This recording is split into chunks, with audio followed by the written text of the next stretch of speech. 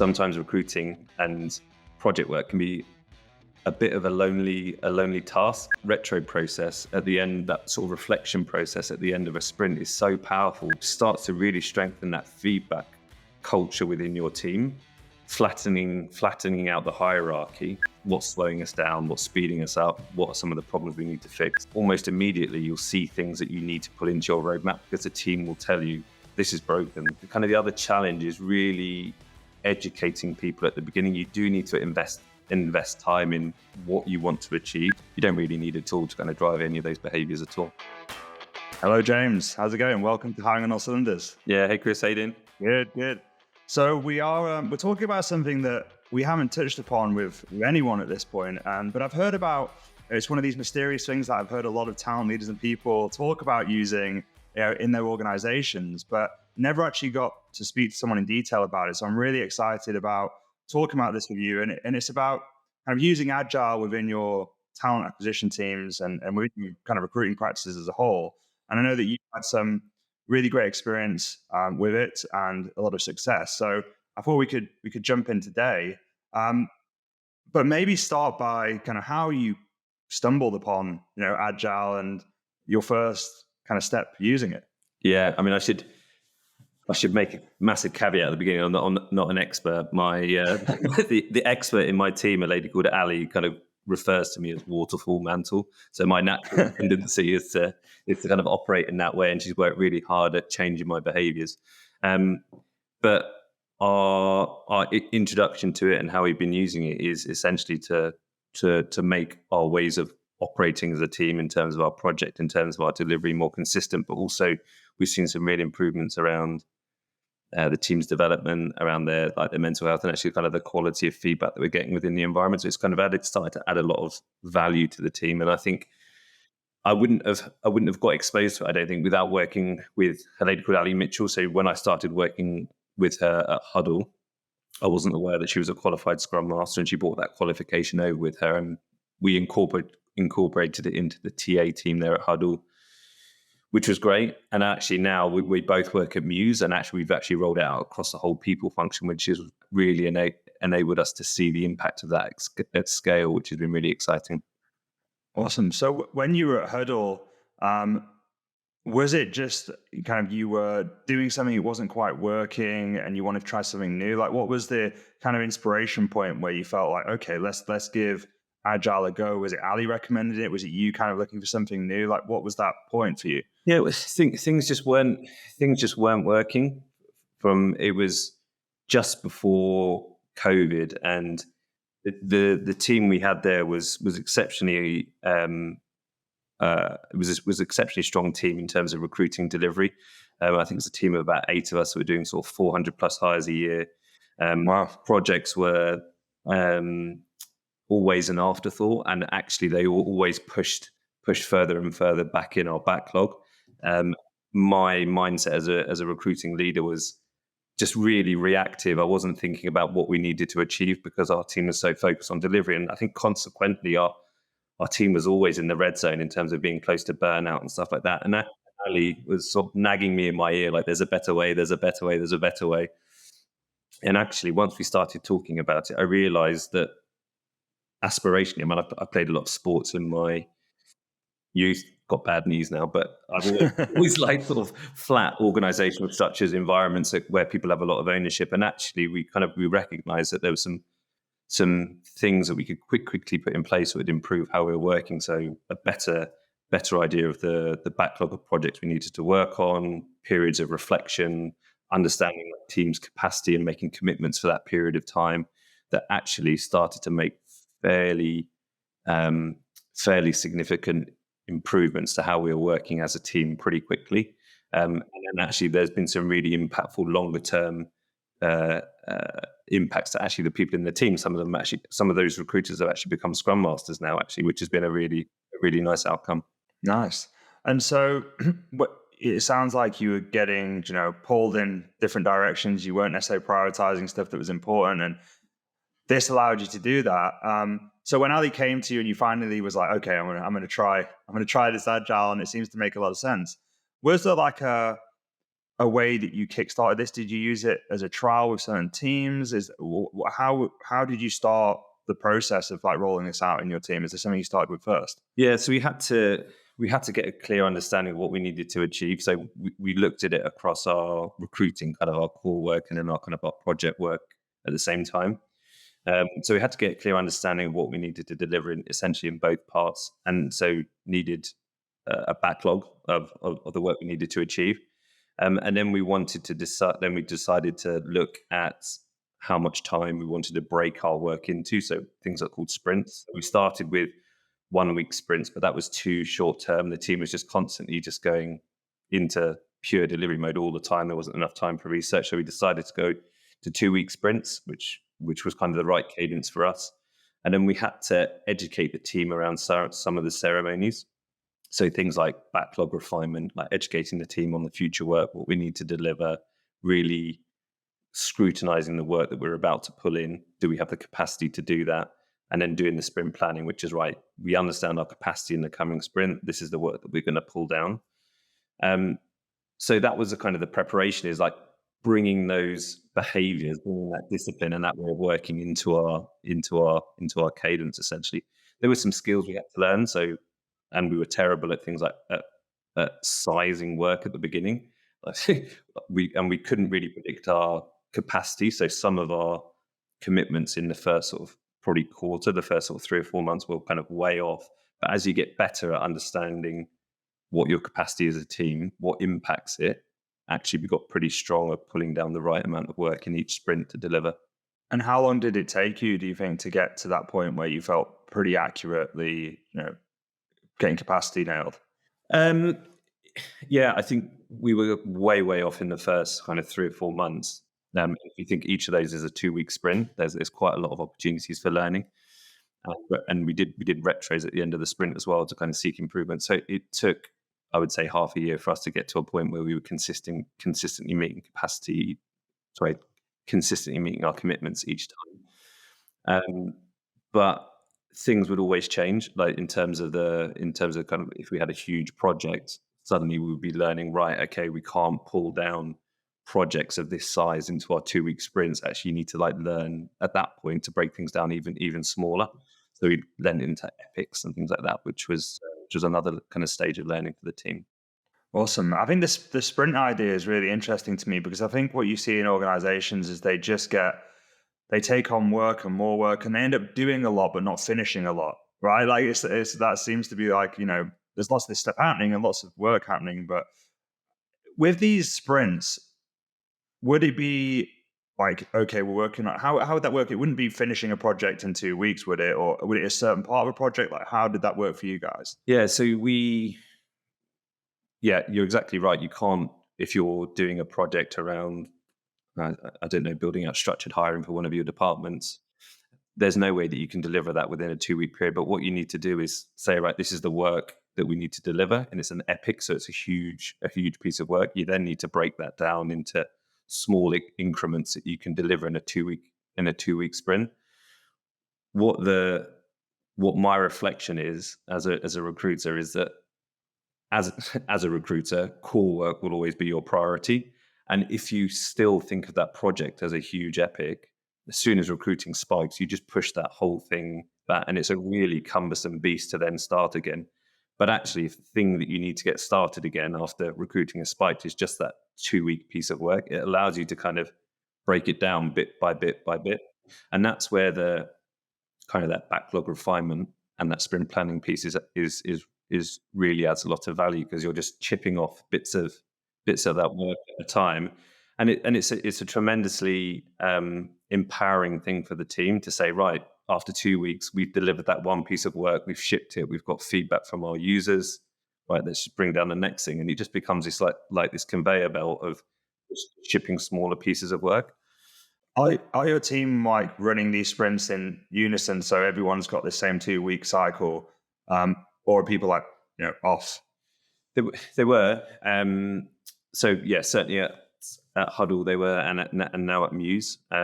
Here at Mews, we tend to do things on a month-long sprint, and the whole people function is on that month-long sprint, and it kind of starts with backlog refinement and the sprint planning, which we've actually done today because it's the first of the month. And then that culminates with the end of the month with a sprint review. So we hold a public meeting internally with the business to actually showcase the work we've done. So everyone needs to be on that same cadence of delivery. Like, this is what we're committing to, and that's the end of the sprint. Super good. I mean, loads of questions because we're going through this planning process, and I think everyone's going through it. So it's like raising tons of questions and like getting me excited. Do you feed like OKRs into this, like at the top, and break them down via the sprints? Like, where do the top line goals come from that you're putting into, using Agile to deliver on? It's a really interesting thing because some of we've kind of originally gone for kind of quite prescriptive goals. So this is our learning. So if I can give you some context. Yeah. We at Mews, about 18 months ago, we moved to these five pillars. So an example of one is empower the managers, one rewards that motivate and differentiate. And actually we had quite prescriptive goals at the top of those pillars at the start. And it didn't allow a huge amount of creativity for the team to kind of go off and do research and find new ways of working, because they were always just focused on reaching that one point, which was potentially a KR, like quite a prescriptive goal.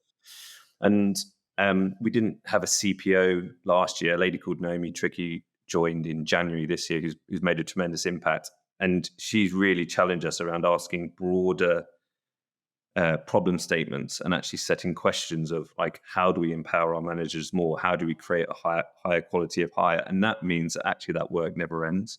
You're always going to that point where there's ways to improve the quality of hire. There's always ways to educate the managers. And that means they're ongoing work rather than a KR, which has obviously a finite time and a destination that you're going to hit. That's awesome. So you have these kind of big goals that you can always improve, that you're constantly working on throughout the year. And I guess at the end, you show how you've improved those pillars. Yeah. That's really cool. And, I guess from where you started, back at Huddle to where you are now, I'm guessing there's like a huge difference in evolution. What would you say is the kind of big changes from when you started to now, if you were to kind of summarize those? Yeah, I mean, if I think of where we were, if back with my waterfall hat on, I think really decision making and project leadership really just sat maybe within one or two people within the team, and I think that's such a drawback to kind of to not only to the team's development, but also to the people that are solving the problem should be the ones that kind of doing the work themselves, but actually also to the amount that you can actually ship. So the change now is I'm absolutely astounded at the development of our sort of junior to mid-level ICs, because we've got a really clear process for working on projects. Like, they go through this process, and actually they're given the autonomy to work on these kind of smaller increments and deliver them at pace. So we've seen some of our junior ICs really lean into things like DE&I and set up ERGs and really grow very, very quickly, which has been incredible. One of the other learnings is, we haven't really touched on it, but that retro process at the end, that sort of reflection process at the end of a sprint is so powerful, because you start to spot areas for improvement, but it starts to really strengthen that feedback culture within your team, flattening out the hierarchy. And so you can build really powerful, quite outspoken ICs that really want to challenge things, really want to make improvements, which I think is always healthy for a team environment. And I think actually the buy-in from the business, like once we're being vulnerable and we're holding our work out in a sprint review, things aren't just appearing on an intranet. They're just not lobbed over the fence from HR. Actually, like, we've got feedback, maybe potentially at the end of each of our sprints, to say, is this going in the right direction? This is aligned with what you needed. And actually our work is improved. The output of our work is actually improved because we're putting in those regular touch points. So it's kind of touching in it's improving massively. I think the teams are generally healthier as well. Talentful provides flexible recruiting solutions to the world's most ambitious companies. Are you thinking about ways to add flexibility to your talent function? With recent market volatility and hiring set to return to growth mode in the near future, there's never been a better time to choose the right partner to help you scale. Talentful's embedded sourcing, recruiting, coordination, and talent advisory services have been trusted by the world's leading brands. Companies such as Atlassian, Microsoft, Expedia, Pinterest, Waymo, and more. Whether you're hiring across engineering, go-to-market, or G&A, Talentful has got you covered. To find out how Talentful can help you, visit talentful.com. That's so cool. I mean, the psychology of it is also really interesting. It's almost like any goal, big, like scary goal, breaking it down is always more beneficial, right? And like just like going to the gym, if you set yourself small targets, you're more likely to feel like you're winning and actually improving. And people like finishing stuff and being like, I've done this, and if you can create those moments every 2 weeks versus every quarter or whatever, it must feel like there's a lot of momentum happening, I guess. It does. You definitely notice that you develop this like herd mentality. I agree with the smaller steps, but also sometimes recruiting and project work can be a bit of a lonely task because you feel like kind of this is on you to deliver. And actually, it really leans into that team aspect. I mean, it's come from obviously software development teams and cross collaboration and stuff like that as well, and really forces you to lean into that piece. Awesome. And so I've definitely over the years and spoken to a lot of talent leaders that have been really intrigued about doing this, but maybe just haven't known where to start. Are there any tips, that you would give to, talent leaders thinking about doing this, about how they could start, like how they could just, try it out and see the benefits themselves? Yeah. I mean, I think it's as an individual leader, I think it's, well, maybe this is my own reflection. I think there's a shift in mentality in terms of getting ahead of what the team needs in terms of this is the backlog of work we need to deliver from probably from a project piece more than anything else. I guess you should know the backlog of hiring you need to do. So I think separating your mind and almost playing the role as a product manager for the team in terms of sort of setting the roadmap, I think that's a good place to start. I think also getting a good idea of the team's capacity so that you can actually be a little bit of a gatekeeper in terms of, right, this is the work that we're going to commit to over this period of time. But I think if you're going to take away one thing, it's probably that point of reflection for the team. So do the retro. So whether it's on a monthly basis or a quarterly basis, just put in a time to actually chat through what's slowing us down, what's speeding us up, what are some of the problems we need to fix. There are so many templates you can use on Miro or online. There are so many great free guides of how to run a retrospective, but almost immediately you'll see things that you need to pull into your roadmap because the team will tell you, this is broken, this is slowing us down every single day.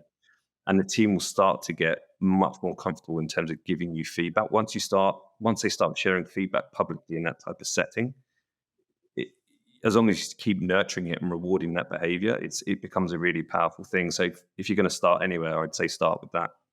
Mm-hmm. And you mentioned Miro then, but what tech do you use? Do you use any platforms or anything to manage this stuff? And I guess is it Miro? And did you always start there? No, back at Huddle we used Trello. So in terms of breaking stuff down on the cards, but here at Mews, like Asana is life. so we break all of our cards down in Asana and sort of visualize not only the roadmap but kind of the commitments and stuff there. But Miro for me has been a really powerful tool. We've like in the last sort of 6 to 8 months, Ali has sort of driven our learning with things like the UX research team, the design team, like to really lean into like design thinking. Actually, Miro has become a really powerful tool to sit down, collaborate, share feedback in not only in retros but users and do research and stuff like that. So that's become the most prominent tool that we use as a recruiting and a people team. I guess though, starting out, Trello is pretty inexpensive, right, and easy to use. It's for a starting point. Yeah, exactly. I mean, that's what I mean. At Huddle, they didn't really like spending money on tools and products and things like that. So that's exactly why we went to it as a free tool. But really, I mean, you could start with anything like a spreadsheet. One of our teams kind of put their commitments in Slack. They just sort of drop it in there for the end of the week. So I think you can do it, and you don't really need a tool to kind of drive any of those behaviors at all. Yeah. And we've talked a lot about all the positive points and the impact it's made. From your experience over the years now, is there anything that is like a drawback from your perspective, or a consideration that people should think about that you've learned? You know, Obviously, I think I said at the beginning, I am not an expert or a purist on these things. So I think you have to be very comfortable in where you want to end up in that, like, that agile to waterfall spectrum, because like Ali and I do butt heads occasionally, because she is a purist. She wants to end up in this kind of agile utopia. And sometimes sometimes in my mind, it's just like, well, that's just going to slow us down a little bit too much. I don't see the effectiveness of that. So deciding what is right for you, and it could just be starting with retros. It could be, right, we are going to be an agile utopia to make Ali happy. So I think that's where you're going to be. I think the other piece, the other challenge, is really educating people at the beginning. You do need to invest time in what you want to achieve. So we hope this will lead to a healthier team. We expect this will lead to more decision making at an IC level. But that does take time. It is quite uncomfortable to get busy recruiters to suddenly find an extra 2 or 3 hours every couple of weeks to actually sit down in these ceremonies. I mean, after 3 or 4 months, you're only using 10 or 15 minutes at that time, because everyone's trained and they're just whipping through the tasks really, really quickly. So there can be an education piece, and actually there needs to be some discipline for the team to kind of commit to that change until they see the output. and did you personally take any courses? Have you put your team on any courses? Is there any that you recommend that people can take to kind of get familiar with this, or like if they want to learn about agile? Yeah, we've had a few of the team that have taken the Scrum Master qualification, and I think that's probably the go-to, because actually, in terms of coordinating groups of people, um, making sort of small iterative improvements, I think that's been a really powerful thing. A lady called Magda, who's our TA Ops manager, who's a sort of a project manager by background and by training, has actually embraced this since she's joined. She's just taken her Scrum Master qualification and is now sort of leading the charge in that agile piece. So I think that's probably the best one. But there's loads of great courses if you're interested in that sort of product management thinking and things like that. There's a few courses around that as well. And it just got me thinking when you were saying that, is it important to have like one almost like Scrum Master leader of this, like one point of contact who's like pushing this agenda? Or can it be kind of, is it everyone's responsibility? I think it's helpful to have a lifeguard or someone to kind of guide you through the steps. So Yeah. So I think in each environment we've had sort of an agile expert internally. So we've lent into the tech team to say, right, this is what we want to do as a TA team. This is what we want to do as a people. Right. What would be your advice? And they are our sounding board. So I don't necessarily think you need one person, because actually in both environments, Mews and Huddle, we've actually shared the kind of the coordination, the Scrum Master duties within our teams to actually create, as I say, to create more autonomy and ownership and actually improve people's working practices.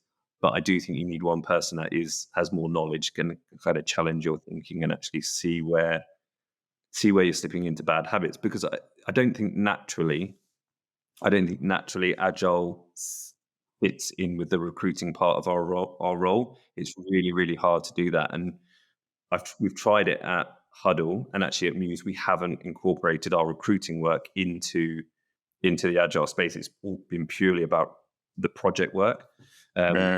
So I think actually having a sort of an agile expert there, or say a Scrum Master, to actually say, right, this is a way to potentially solve that problem, or have you thought about doing this? I think it's been really, really helpful for us. As your recruiting work's not, and it's just project work only, do you just say, okay, everyone's got 20% of their time for project work, and you manage it that way? And then how do you distinction between? Yeah, it's interesting. Yeah, it's interesting because at Huddle we did do it with the recruiting, but it became, it's what we found was it's really hard to make commitments around when stuff will close, because humans are humans. And while you can break it down into small increments, well, I hope to get it to this stage by the end of that sprint, it's really, really hard.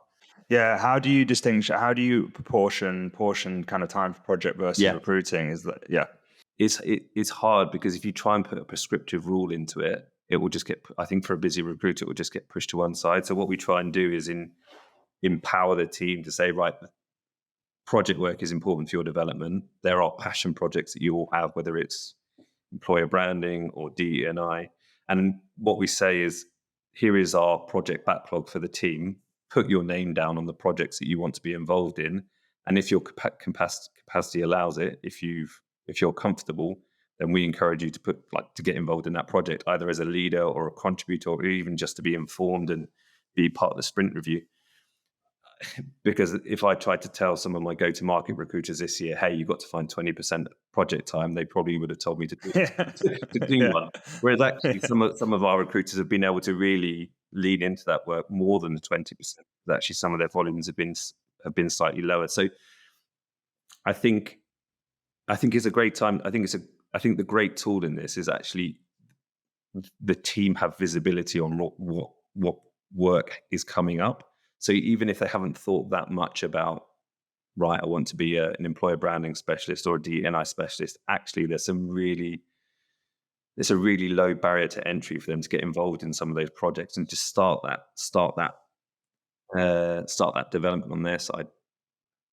When you first did this, or even now, are there particular kind of metrics you track to show how impactful Agile is being for your organization, or are the metrics you've noticed have taken a huge improvement since you started using it? Yeah, in particular. Yeah, I mean, I think if I look at Mews now, if I go back 18 months, our people team was not in a great place. Our relationship with the business was really poor, and we were seen as a very kind of transactional function. And we've seen a radical difference in our engagement scores. So stress levels were previously very, very high. We didn't feel like we were being innovative. There was not great team cohesion. And I'm just going to read this off my notes now because I get it. But now we feel that we can be really innovative. We feel that we're part of a team, and we feel really accountable for results. So actually, we've seen a massive improvement in our team engagement results, which might not solely be due to this, but actually I think it's been a contributing thing. We also track the output of work, so we can track the number of things that have been completed in a sprint. And actually, we've started to see more consistency of delivery there, which has been good.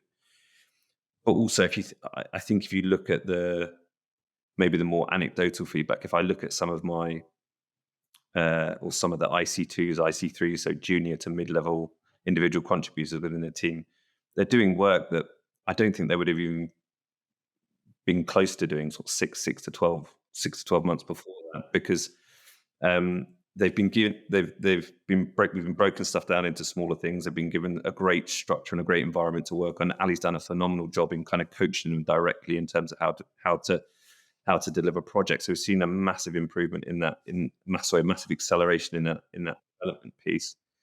And the relationship with the business. I mean, if you go back 18 months or so, we have an all hands where anyone can ask a question. At times it was quite a challenging environment because the people team was being behind the needs of the business.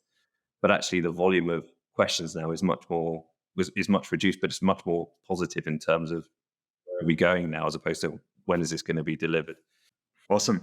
Well, I think that if people were thinking about Agile, they're probably convinced after this conversation, or at least the people who weren't are really intrigued. I mean, I'm thinking about it myself, to be honest, after listening to this. It feels like it could be a really good solution to managing project work and capacity and all that kind of stuff. So super interesting. To finish up, James, one question I like to ask everyone is, what are you most interested about regarding the future of TA? Lots of change happening in the moment. What's sticking out to you? Yeah, I mean, I think the thing that I'm really excited about is understanding what happens when that door shuts and the interview starts with the managers. So now we've got tools so we use MetaView, actually getting the data from MetaView to actually see and watch back and see the transcription of those interviews to actually correct interviewer behavior at source, for me is a really powerful thing, because it allows you to be so much more consultative. I think candidate experience is becoming more and more prominent in terms of what candidate expectations. So you can be hugely powerful with that data. So we're really leaning into that quite hard at the moment. And I think And I think in addition to that, people's expectation on what a TA team delivers, from purely hiring to actually influencing things like that, is changing. So I'm excited with those types of problems to solve. Really, they're really interesting. Yeah, so interesting. And lots of people I've been hearing talk about MetaView at the moment. They seem to be picking up real steam. So yeah, it seems I need to check that tool out. Well, James, thanks a lot for taking the time. Before we go, is there anywhere people can find you online or find Mews? Yeah, well, obviously Mews has got a career site, so check that out. We've been growing pretty aggressively for the last couple of years, and that's going to carry on next year. So that's mews.com, MEWS. And then, yeah, if you want to chat about this, as I say, I'm not an expert, but I can share some war stories. I'm on LinkedIn, so James Mantle, Mantle, on LinkedIn. So yeah, feel free to reach out and I'll help anywhere I can. Awesome. Well, thanks a lot, James. Speak to you soon. Cheers. Bye.